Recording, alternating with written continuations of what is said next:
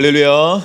자, 오늘 함께 읽을 본문의 배경을 짧게 먼저 소개를 해드리겠습니다. 자, 오늘 본문은 6월절 만찬, 소위 최후의 만찬, 그것의 클라이막스가 되는 성찬식 장면의 본문입니다. 예수님께서 자신이 잡히시고 십자가에 달려 돌아가실 때가 되신 것을 아시고 제자들로 하여금 6월절 만찬을 준비하게 하셨습니다.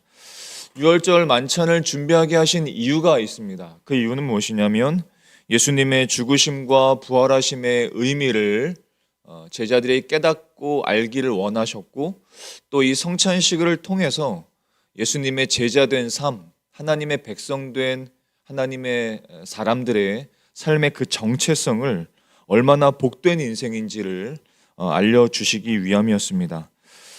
이 성찬식의 장소는 누가복음 22장을 보게 되면 큰 다락방이라고 기록되어 있습니다.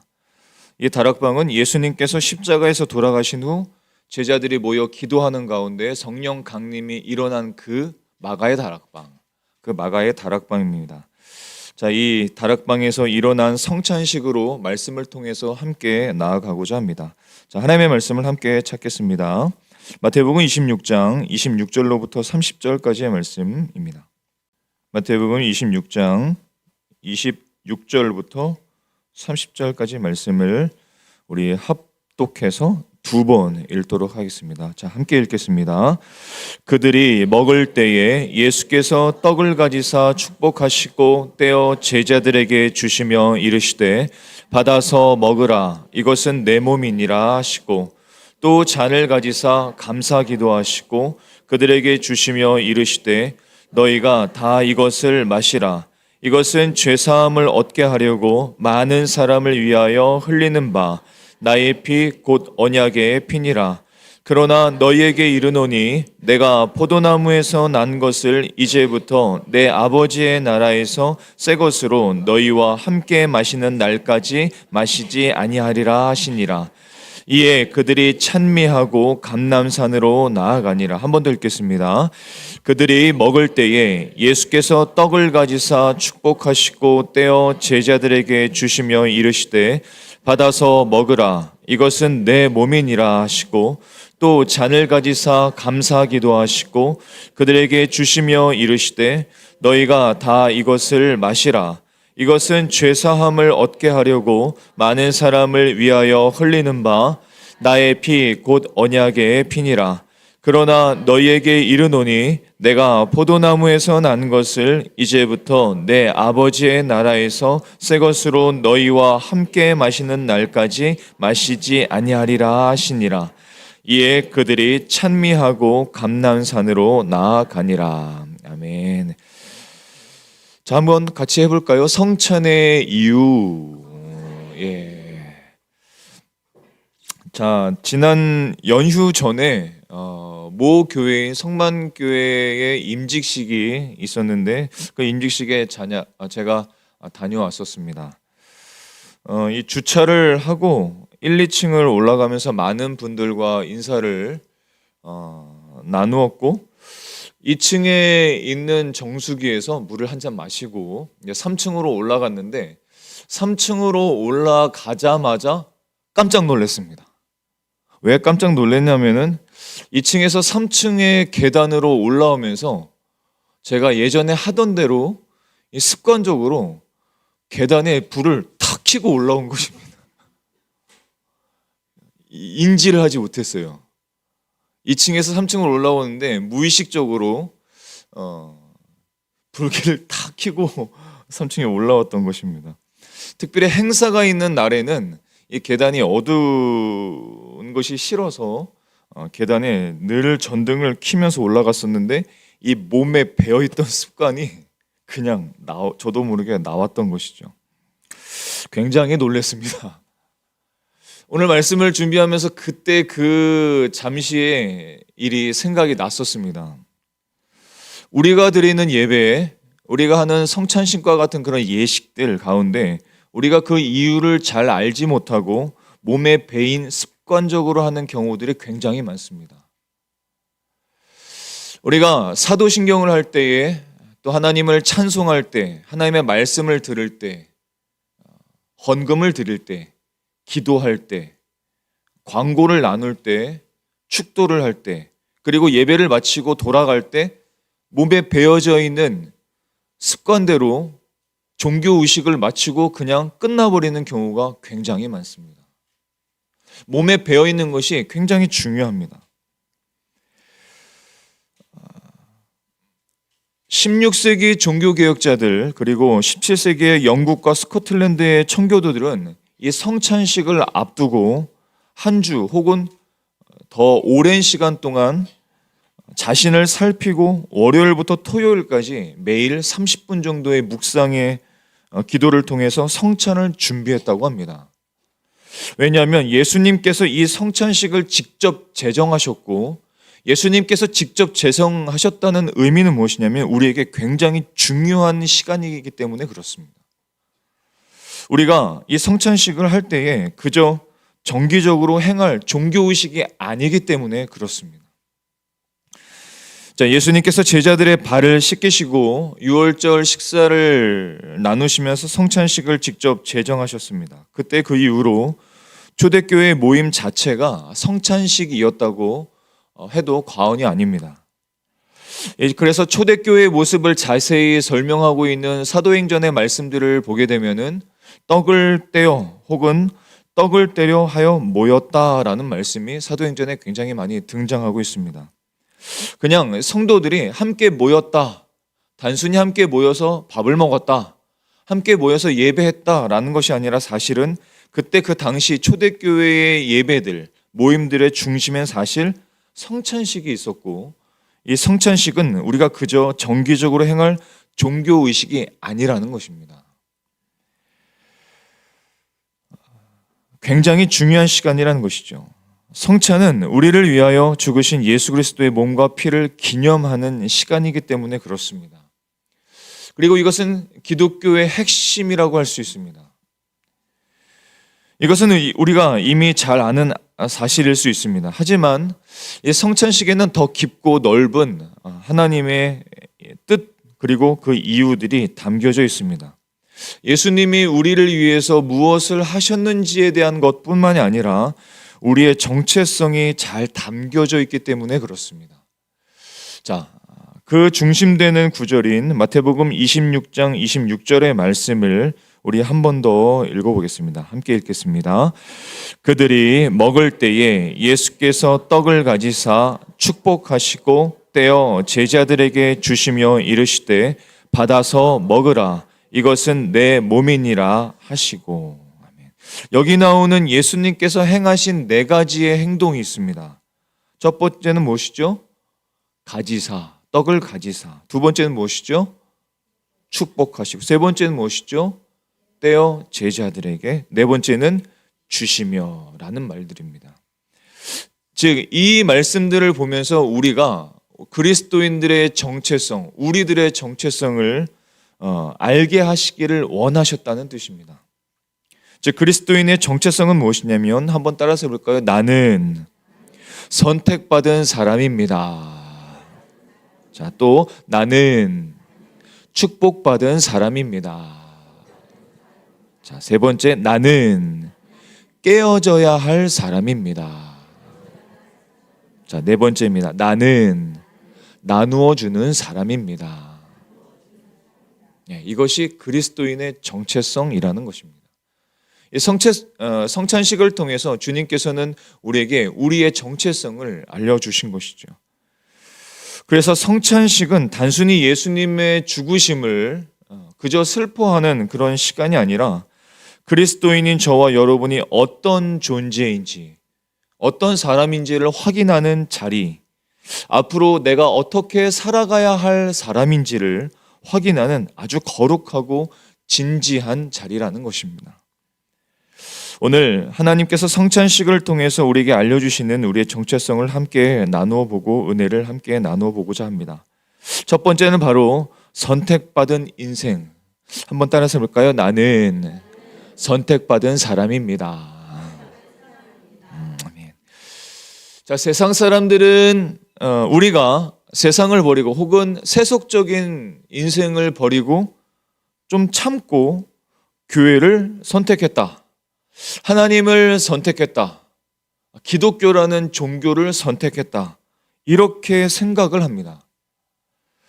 하지만 아닙니다. 하나님께서 우리를 선택하신 것입니다. 이것을 성찬식을 통해서 깨달으라는 말씀이죠. 우리가 성찬식에서 사용하는 포도주와 떡, 앞으로는 빵이라고 제가 오늘 하겠습니다. 이것은 그저 흔해 빠진 포도주나 빵으로 볼 수 있지만 그것은 엄연히 선택된 것입니다.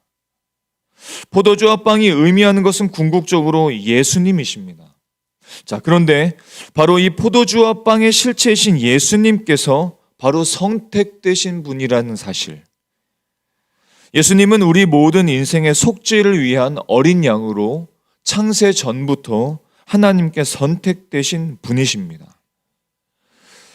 예수님께서 요단강에서 요한에게 세례를 받으실 때 하늘의 문이 열리시면서 하나님 아버지의 음성이 들리셨죠. 마태복음 3장 17절의 말씀을 보면 하늘로부터 소리가 있어 말씀하시되 이는 내 사랑하는 아들이요 내 기뻐하는 자라 라고 말씀하셨습니다. 여러분, 이 사실이 굉장히 중요합니다. 왜 중요하냐면 바로 그 선택되신 예수님을 만나서 예수 안에 하나님의 백성이 되고 예수님의 제자된 저와 여러분도 창세 전부터 그리스도 안에서 선택된 사람이라는 사실입니다. 에베소서 1장 4절과 5절에서는 이렇게 우리를 선포하고 있습니다. 같이 한번 읽어보겠습니다. 자, 시작. 곧 창세 전에 그리스도 안에서 우리를 택하사 우리로 사랑 안에서 그 앞에 거룩하고 흠이 없게 하시려고 그 기쁘신 뜻대로 우리를 예정하사 예수 그리스도로 말미암아 자기의 아들들이 되게 하셨으니. 아멘. 창세 전부터 하나님께서 저와 여러분을 선택하셨다는 것입니다. 창세 전부터 하나님이 우리를 그냥 선택하신 것도 아니고 기뻐하시는 그 뜻대로 우리를 기뻐하시면서 창세 전부터 우리를 바라보시면서 우리의 영혼을 바라보시면서 기뻐하시면서 선택하셨다는 것입니다. 얼마나 놀라운 은혜입니까? 대부분의 그리스도인들이 예수님을 만나면서 들은 주님의 음성이 공통적인 것이 있지요. 아버지 하나님께서 예수님에게 하신 그 음성 아닙니까? 너는 내 사랑하는 아들이야, 내 사랑하는 딸이야 라고 말씀하지 않으셨습니까? 예수님을 거부하던 인생이었고 하나님을 거부하던 인생이었고 교회를 핍박하던 죄와 사망의 노예로 살던 인생이었지만 이 음성을 들으면서 우리는 내가 하나님의 사랑을 받는 사람이구나, 내가 하나님의 자녀가 되었구나, 내가 예수 그리스도의 제자가 되었다는 것을 알게 되었습니다. 자, 그렇다면 여러분 스스로 질문을 한번 해볼까요? 나는 지금도 그 음성을 잘 듣고 살고 있는가?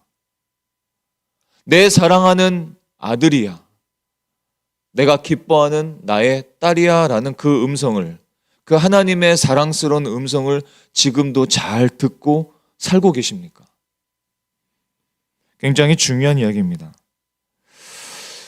사단과 악한 영들은 우리를 삼키려고 우는 사자와 같이 두루 다니면서 호시탐탐 기회를 엿보고 있습니다. 그들이 우리에게 하는 어쩌면 가장 파괴적인 일은 벽이나 죽음이 아닙니다. 어떤 사고와 사건이 아닙니다. 사단과 악한 영들을 우리에게 하는 가장 파괴적인 일은 무엇이냐면 우리가 갖고 있는 하나님의 자녀라는, 예수님의 제자라는 그 정체성을 파괴하는 일, 자존감을 파괴하는 일이 아니겠습니까? 사단과 악한 영들은 우리에게 자주 나타나서 이렇게 이야기를 하지 않습니까? 아무도 너를 사랑하지 않아. 너는 이 세상에서 진정 필요한 존재가 아닐 수 있어. 너 같은 사람을 기뻐하는 사람이 누가 있겠어? 너 같은 인생을 누가 기뻐하겠어? 라고 우리에게 자주 찾아와서 우리의 우리의 정체성을 파괴하지 않습니까? 우리에게 속삭이며 다가오지 않습니까? 그래서 많은 사람들이 그 음성이 진리인 줄 알고 그것이 진짜인 줄 알고 스스로를 학대하거나 내 인생이 의미 없다고 느껴지기도 하거나 다른 사람들과 자신을 비교하면서 깊은 열등감에 빠져버리거나 그렇지 않습니까? 그리고 다시 이런 감정을 이겨내고자 무언가를 더 소유해보거나 더 얻어내보고자 그렇게 경험해보지만 그것으로 안 된다는 것을 더 경험하는 삶을 살아가고 있지는 않으십니까? 아닙니다. 그렇지 않습니다. 우리가 내 자신을 어떻게 느끼든지 상관이 없습니다. 내가 나 자신을 어떻게 생각하든지 세상이 우리를 뭐라고 평가하든지 말하고 있든지 그것은 중요하지 않습니다. 세상 사람들이 말하는 우리들의 평가는 진실이 아닙니다. 진실된 평가는 무엇이냐면 내 사랑하는 아들이라는 평가, 내 사랑하는 딸이라는 하나님의 그 음성이 진정한 하나님의 평가요, 우리의 정체성, 우리의 자아가 된다는 사실을 기억하실 수 있기를 바랍니다. 이 진리를 내가 성찬에 참여하면서 확인하는 것입니다. 내 손에 들린 이 빵과 포도주를 먹고 마실 때마다 묵상하며 감사하는 것이죠. 내가 바로 이 빵처럼, 내가 바로 이 포도주처럼 하나님께 선택된 인생이구나. 나는 얼마나 귀한 존재인가 하면서 하나님께 기뻐하며 하나님께 감사하는 것입니다. 그리고 이 감격을 누릴 때 우리 인생에 다시 일어나게 되는 것입니다.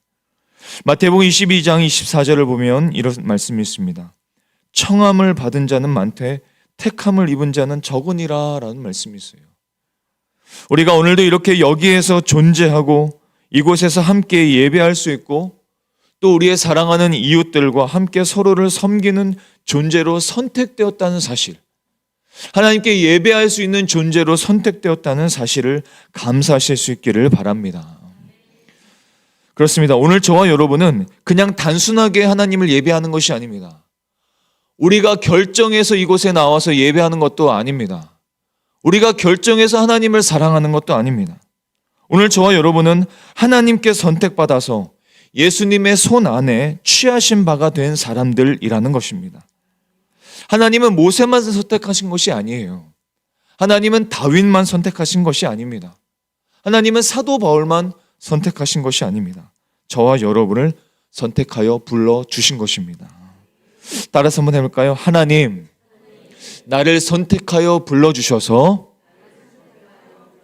감사합니다. 그 감사와 감격을 성찬식을 통해서 다시 한번 확인하실 수 있기를 축복합니다. 자, 우리가 성찬을 나누면서 함께 나눠야 할, 알아야 할 우리의 존재 이유가 또 있습니다. 그것은 무엇이냐면 나는 선택받았을 뿐만 아니라 나는 축복받은 존재라는 것입니다. 다시 한번 마태복음 26장 26절의 말씀을 한번 같이 읽어보겠습니다. 함께 읽겠습니다. 그들이 먹을 때에 예수께서 떡을 가지사 축복하시고 떼어 제자들에게 주시며 이르시되 받아서 먹으라 이것은 내 몸이니라 하시고, 두 번째는 가지사, 즉 선택되었다는 뜻이고 두 번째는 축복하셨다고 말씀하십니다. 예수님은 떡과 잔을 가지신 후에 축복하셨습니다. 하나님께서 인간을 창조하셨을 때에도 맨 먼저 하신 일이 바로 축복이셨습니다. 축복하시는 일을 다른 복음서와 고린도전서의 말씀을 보게 되면 축사라는 말을 쓰게 됩니다. 예수님께서 오병이어의 기적이나 칠병이어의 기적을 베푸실 때 주님께서는 항상 먼저 늘 축사하셨습니다. 누가복음 9장 16절의 말씀을 같이 한번 읽어볼까요? 시작. 예수께서 떡 5개와 물고기 2마리를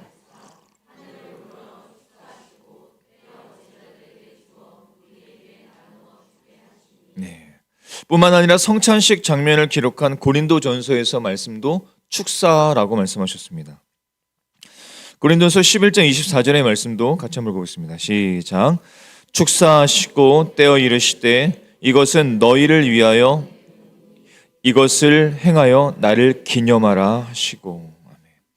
여러분, 우리가 한 아이가 탄생하게 되면 굉장히 많은 축복을 받습니다. 또 한 생명이 교회에 나왔을 때, 또 예수님을 영접했을 때, 또 세례를 받을 때 또 굉장히 많은 축복을 받습니다. 주님께서 저와 여러분을 선택하시고 하나님의 자녀로 택하신 후에 제일 먼저 하시는 것도 축복하시는 일이었습니다. 우리는 주님의 축복, 주님의 축사를 받고 있는 사람이라는 것입니다. 뿐만 아니라 예수님께서는 성령으로 우리 안에 거하시면서 지금도 우리를 축복하시고 계시고 또 우리를 중보하고 계신다는 것입니다.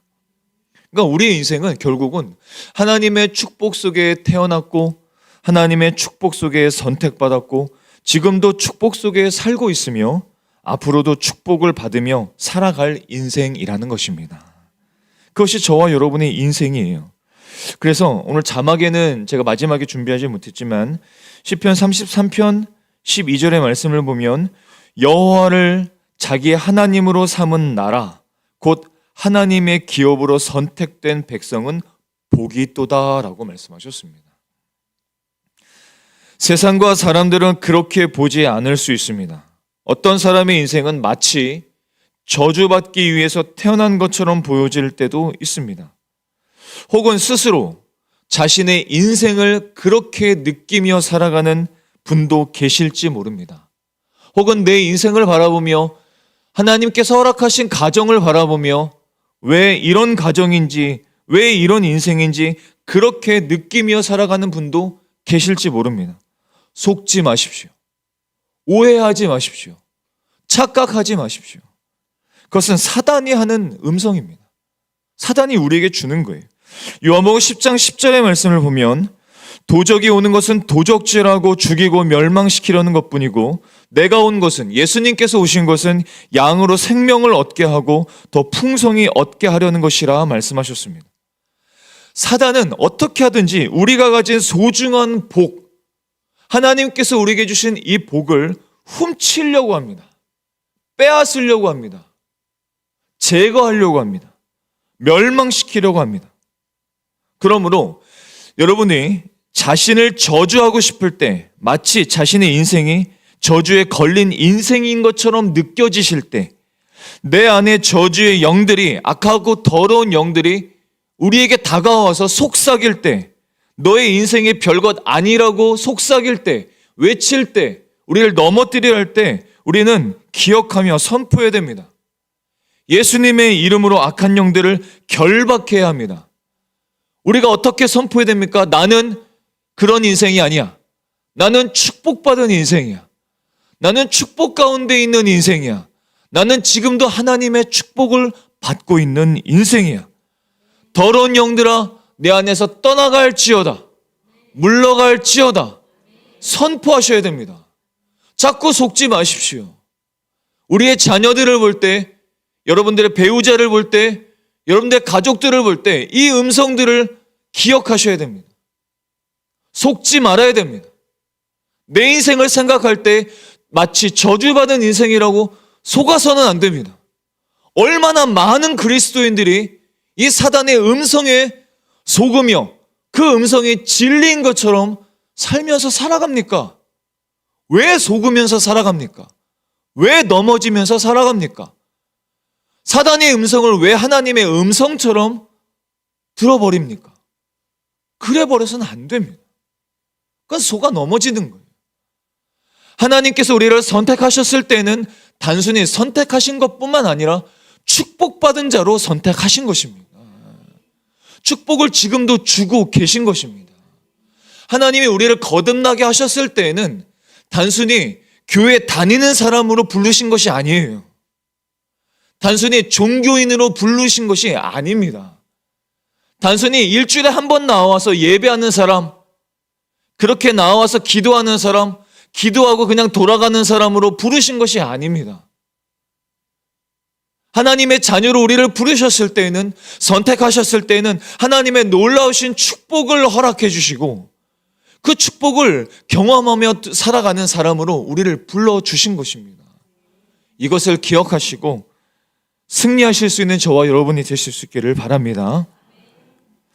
자, 나에게 한번 이렇게 선포하십시오. 나는 축복받은 인생이야. 우리 서로를 보면서 이렇게 축복하시겠습니다. 주님의 이름으로 사랑하고 축복합니다. 우리는 축복받은 인생입니다. 우리는 축복받고 있는 인생입니다. 이것을 기억하시고 한 주 동안도 승리하실 수 있기를 바랍니다. 자, 우리가 성찬을 통해서 세 번째로 깨닫어야 할 우리의 정체성은 무엇이냐면 깨어져야 할 사람들이라는 것입니다. 우리는 선택받았고 축복받은 인생이면서도 동시에 우리는 굉장히 고집스러운 인생입니다.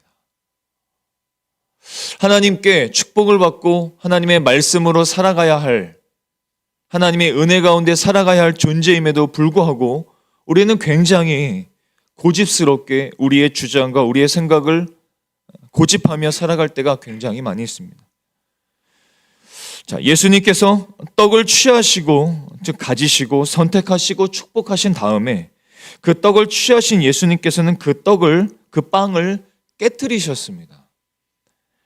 마태복음 26장 26절의 말씀을 제가 한 번 더 읽어보겠습니다. 그들이 먹을 때에 예수께서 떡을 가지사 축복하시고 떼어 제자들에게 주시며 이르시되 받아서 먹으라. 이것은 내 몸이니라 말씀하셨습니다. 우리가 있는 이 성경에서는 떼어라고 기록되어 있지만 원어와 영어 성경을 보게 되면 이 떼어라는 말의 뜻이 깨뜨리어라는 뜻입니다. 깨뜨리어. 그렇다면 주님께서 왜 가지시고 축복하신 다음에 이 떡을 왜 깨뜨리셨을까요? 깨뜨리셨다는 것은 지금 우리에게 무엇을 의미하고 있을까요? 왜냐하면 깨뜨려지지 않으면, 떼어지지 않으면 나눌 수 없기 때문에 그렇습니다. 자, 여러분 구약시대에 사사시대에 기드온의 항아리의 사건을 기억하십니까? 기드온이 미디안의 적들과 싸울 때에 자기 군사들로 하여금 항아리 안에 횃불들을 숨기게 했습니다.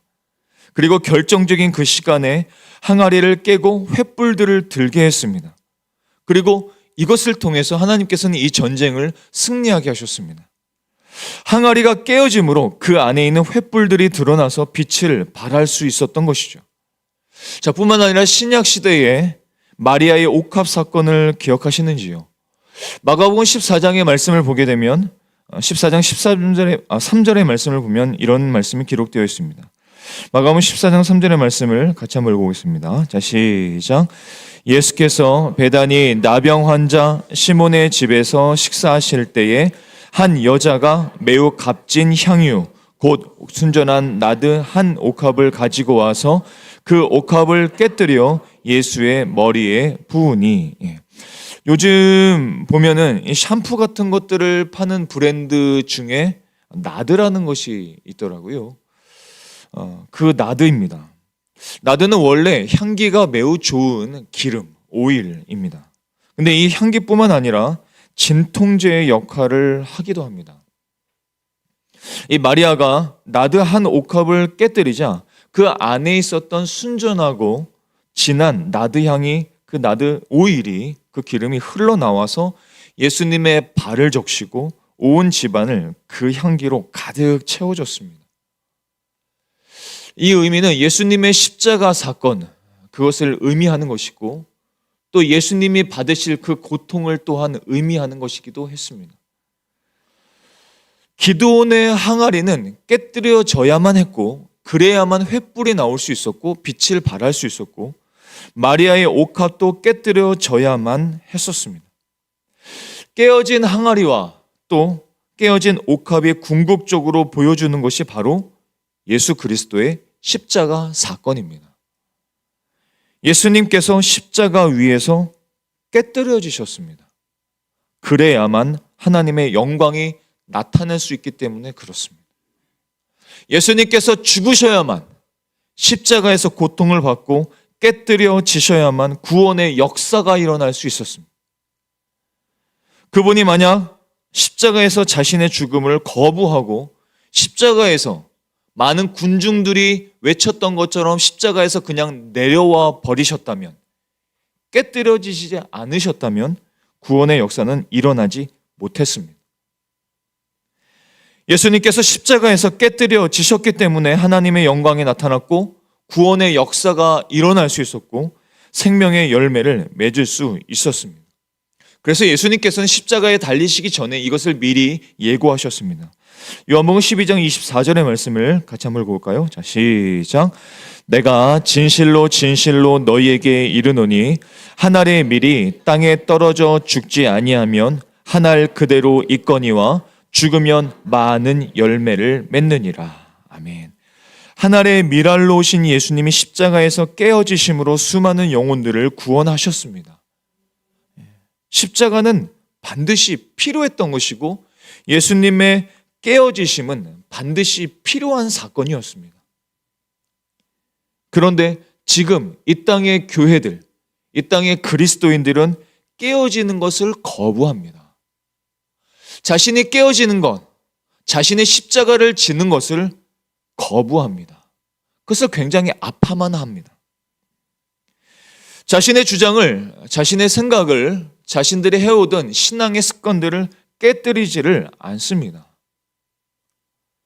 자신이 깨어지지 않으니, 자신이 한 알의 밀알로 되어지지 않으니, 자기의 십자가를 지지 않으니 이 땅의 교회와 이 땅의 그리스도인들의 경건의 능력들이 나타나지를 못하는 것입니다. 우리가 깨어질 때에, 우리가 자신의 십자가를 지고 살아갈 때 예수 그리스도의 영광의 빛이 드러날 수 있는 것입니다. 근데 그것을 깨어지질 않는 거예요. 자신을 깨뜨리질 않으니 내 안에 계신 예수 그리스도의 영광과 그 빛이 드러나지를 못하는 것입니다. 내가 한 알의 밀알로 죽지를 않으니, 내가 펄펄 살아있으니, 내 주장을 계속 내세우니 예수 그리스도의 진리가 나타나지를 못하는 것입니다. 그래서 같은 이유로 하나님께서는 여러분과 저를 일부러 깨뜨리실 때가 있습니다. 일부러 깨뜨리실 때가 있어요. 내가 깨어져야만, 내가 깨뜨려져야만, 내가 십자가를 져야만 하나님의 영광이 나타나고 나는 예수 그리스도의 제자로 온전하게 살 수 있기 때문에 그렇습니다. 그래서 우리를 자꾸 깨뜨리실 때가 있어요. 하나님께서 우리를 깨뜨리실 때 우리에게는 상처가 일어날 수 있습니다. 깨뜨리짐을 당하는데 어떻게 상처가 일어나지 않겠습니까? 그러나 그 깨뜨림과 그 상처는 우리 각자에게는 반드시 필요한 것이에요. 그것이 예수를 온전히 따라가는 과정이기 때문에 그렇습니다. 누가복음 9장 23절의 말씀을 보면 또 무리에게 이르시되 아무든지 나를 따라오려거든 자기를 부인하고 날마다 제 십자가를 지고 나를 따를 것이니라 라고 말씀하셨어요. 아무도 깨뜨림을 즐거워하는 사람은 없습니다. 깨뜨려질 때에 그것은 나에게 상처를 주고 때로는 것이 나에게 아픔이 되고 때로는 것이 나에게 고난이 되고 나에게 깊은 상처가 되어져. 하지만 그 깨뜨림은 필요한 것입니다. 우리의 삶에 일어난 어떤 사건도 하나님의 선한 목적이 없이 일어나지 않은 사건 하나도 없습니다. 내가 다 이해할 수 없고 내가 다 깨달을 수 없지만 내가 그것을 온전히 다 이해할 수는 없지만 그것을 다 받아들일 수는 없지만 나에게 일어난 어떤 사건도 그 깨떨어짐의 사건도 나에게 필요한 사건이었기 때문에 일어났던 것입니다. 하나님께서는 나에게 저주를 퍼붓기 위해서 그 깨뜨려짐을 허락하신 것이 아니라 나에게 미래와 희망을 주시기 위해서 그 깨뜨려지심을 허락하신 것입니다. 이것을 성찬식에서 확인하는 것이죠. 우리가 비록 성찬식에서 이미 떼어진 그 빵, 한 조각의 빵, 이미 깨뜨려진 빵을 먹지만 이 한 조각의 빵을 먹으면서 우리는 기억해야 합니다. 예수님의 십자가에서의 깨뜨려지심을 기억하고 또 나의 십자가를 겸손하게 기쁨으로 받아들이는 그런 성찬식이 되실 수 있기를 주님의 이름으로 축원합니다. 아멘. 자, 우리가 마지막으로 기억해야 할 우리의 정체성은 무엇이냐면 나누어 주는 인생이라는 것입니다. 예수님께서는 최후의 만찬에서 마지막으로 깨뜨리신 그 떡을, 그 빵을 제자들에게 나누어 주셨습니다. 나누어 주시면서 이렇게 말씀하셨습니다. 제가 마지막으로 한 번 더 읽겠습니다. 마태복음 26장 26절의 말씀입니다. 그들이 먹을 때에 예수께서 떡을 가지사 축복하시고 떼어 제자들에게 주시며 이르시되 받아서 먹으라 이것은 내 몸이니라 말씀하셨습니다. 받아 먹으라 이것이 내 몸이니라 하셨습니다. 예수님께서는 떡과 잔을 나누어 주실 때 그냥 나누어 주신 것이 아니었습니다. 자신의 몸, 자신의 존재, 자신의 생명을 나누어 주셨던 것이죠. 요한복음 6장 53절로부터 55절까지의 말씀을 같이 한번 읽어보겠습니다. 자, 시작.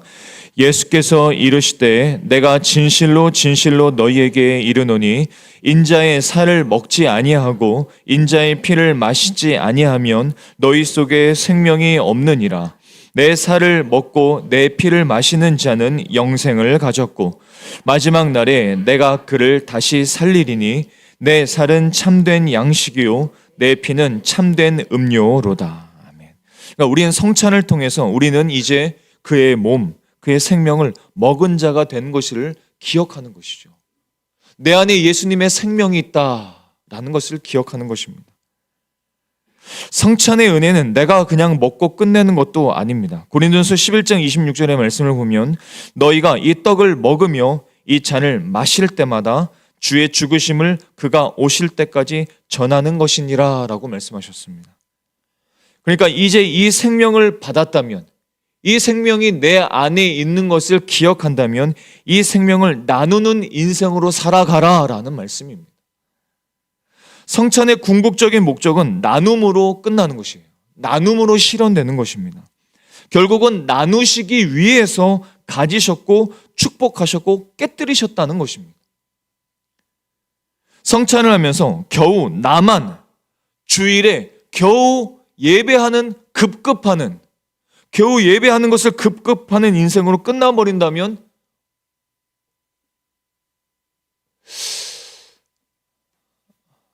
너무 하나님의 뜻과는 다른 인생을 살고 있지는 않은 건가요?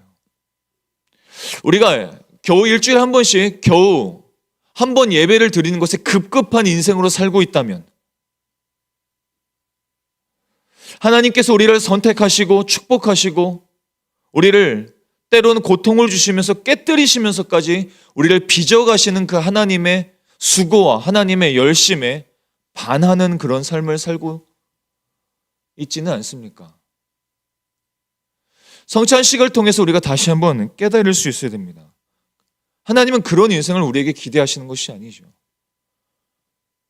우리를 창세전부터 택하시고 부르시고 우리에게 축복하셨다면 우리의 그 인생이 이제 나의 축복만 누리는 그 인생으로 끝나는 것이 아니라 그 예수님의 생명과 예수님의 축복을 나누어주는 흩트는 그런 인생으로 살기를 기대하시는 것 아니겠습니까?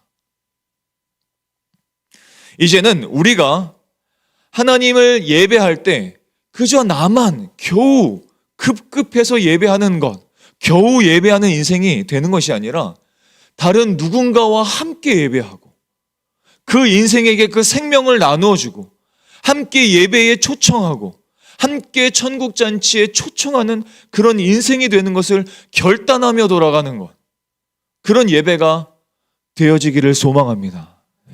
그런 인생을 기대하는 것, 그런 인생을 결단하며 돌아가는 성찬식이 되어지기를 주님께서 기대하시는 것 아니겠습니까? 오늘 우리가 성찬식을 하면서 오늘 우리에게 성찬을 통해서 주시는 이 의미들을 깊게 새기며 돌아가야 하는 것입니다. 과거에 한 영국 교회에서 일어났던 일입니다. 어느 주일날 성찬식이 있는 주일 예배였습니다. 이 성찬위원 중에 한 장로님이 계신데 이분이 판사예요. 재판관입니다. 이분이 성찬기를 들고 이렇게 돌다가 한 사람 앞에서 섰습니다. 깜짝 놀라서 섰어요. 왜냐하면 자기 앞에 있는 이 한 사람이 어떤 사람이냐면 10수년 전에 그 동네에서 아주 유명한 살인사건이 있었는데 그 범인이 앉아 있었던 겁니다. 자신이 재판관이기 때문에 그때 그 재판에서 이 범인을 판결을 내렸고 형을 내렸고 그 형을 다 살고 나와서 이 예배에 참석해서 성찬식에 참석하고 있었던 것이죠.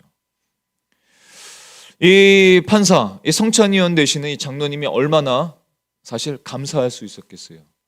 그렇게 형을 집행했던 그 사람이 그 형을 다 살고 나와서 성찬식에 참여하고 있으니 얼마나 놀라고 또 감사하며 성찬식을 했었겠습니까?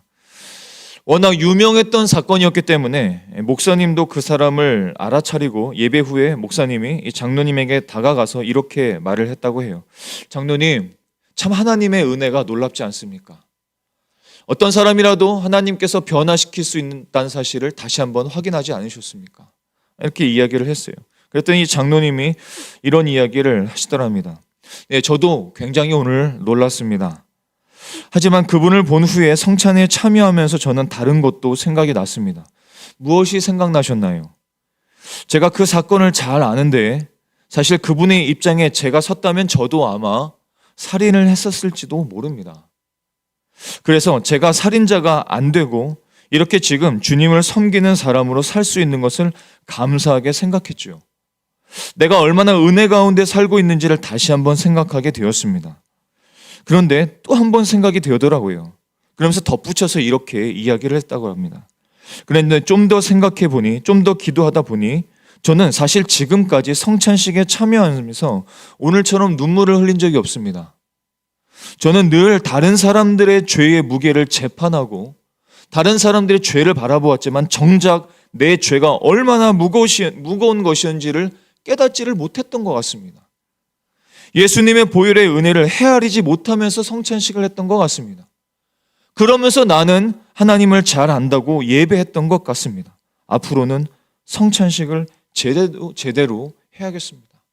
하나님을 온전히 예배해야 하겠습니다. 이렇게 고백을 했다고 합니다. 여러분들, 우리가 하나님을 예배할 때, 성찬식에 참여할 때 우리의 몸에 배어져 있는 그 습관대로 하는 것을 오늘로 한번 마감해 보십시오.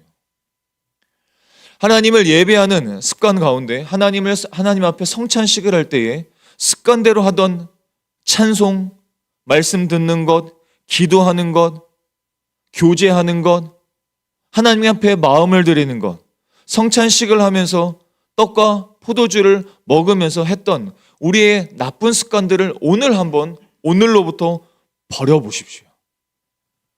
굉장히 놀라운 일들이 여러분들의 삶에 일어나게 될 줄로 믿습니다.